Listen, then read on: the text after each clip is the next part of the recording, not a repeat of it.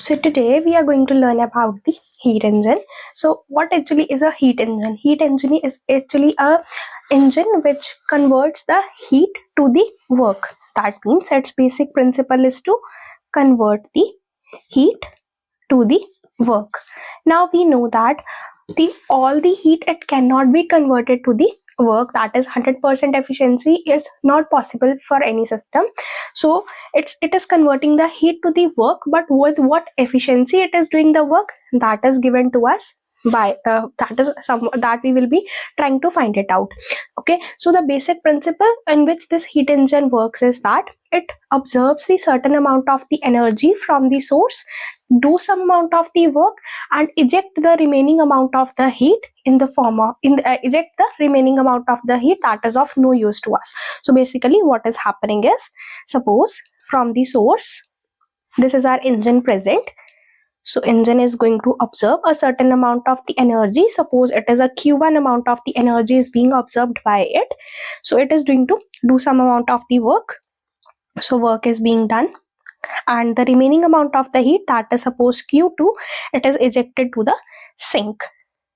Okay, temperature of the source is suppose T1 and the sink it is T2. So this is the basic principle behind any heat engine, that is it is going to convert the heat to the work, but all the heat it cannot be converted to the work, but with what efficiency the work is being done, that we are going to calculate now. So total amount of the heat energy that we are giving to the engine, it is doing the sum amount of the work, that is the W, plus the Q2 amount of the heat is being ejected to our sink. So the work done from this is Q1 minus of the Q2. This much amount of work is being done.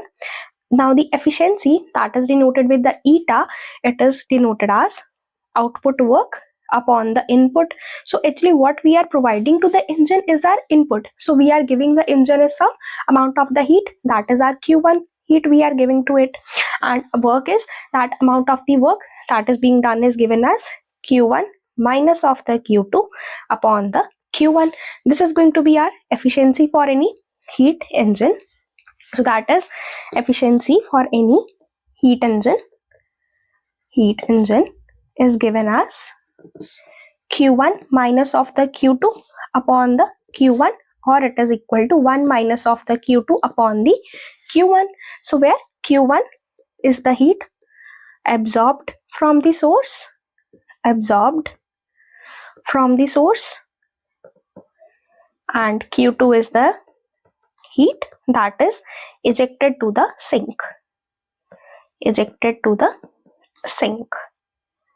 Right? So this is the basic principle of any heat engine. So you can just take an day-to-day life also for this. How the heat engine is working is, suppose you are running any automobile. So what we are doing is, in order to start that any automobile, suppose a scooty or a bike you are starting. So what we actually do is, we started with we provide a kick to that system. So what is actually happening is, the inside the fuel that is present, that are the hydrocarbons, that is suppose of the gas, it is not a gas, it is actually a fuel that is being present. So that fuel is accelerated. So what it does is, it converts the heat, that we have provided from the surrounding. So what it is doing is, now that fuel will come into action. Now the work is being done with the help of that fuel, and our automobile, it is going to run in the forward direction. Okay, so we have provided the heat, some amount of the work is being done. So due to the inertia, it somewhat tries to back also. So what is being done in that process is, that heat is given by the system, that is the excess of the heat, that the heat that we gave, some amount of the work it did, and it ejected the some amount of the remaining heat backward to regain its inertia.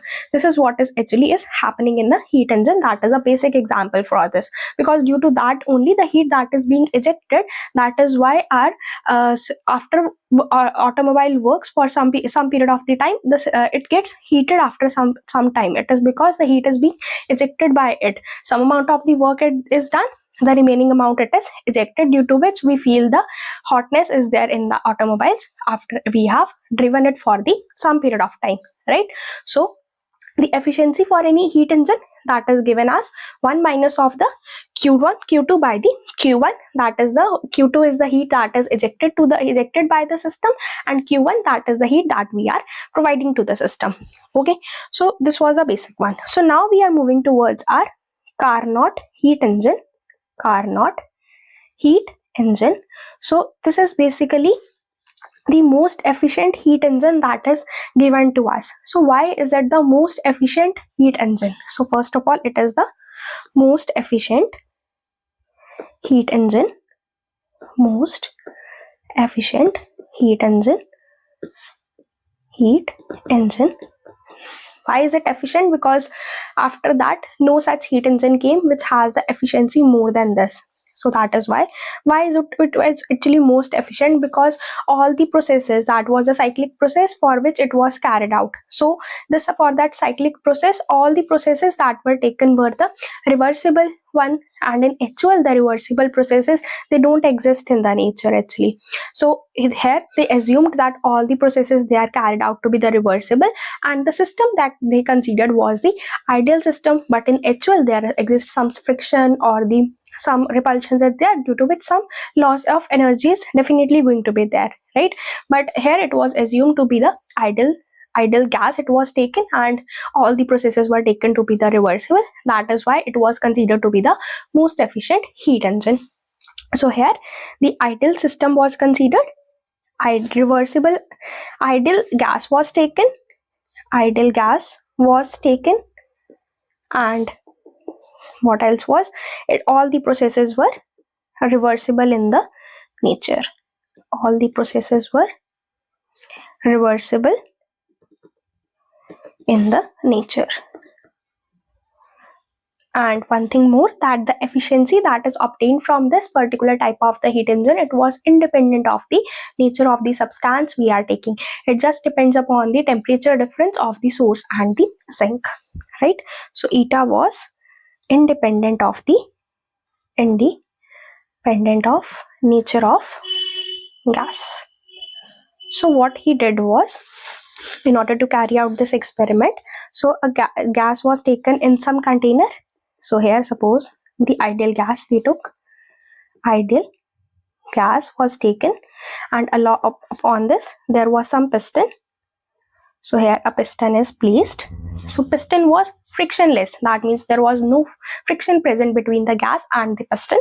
So here piston was our frictionless piston, and the bottom of this container, it was considered to be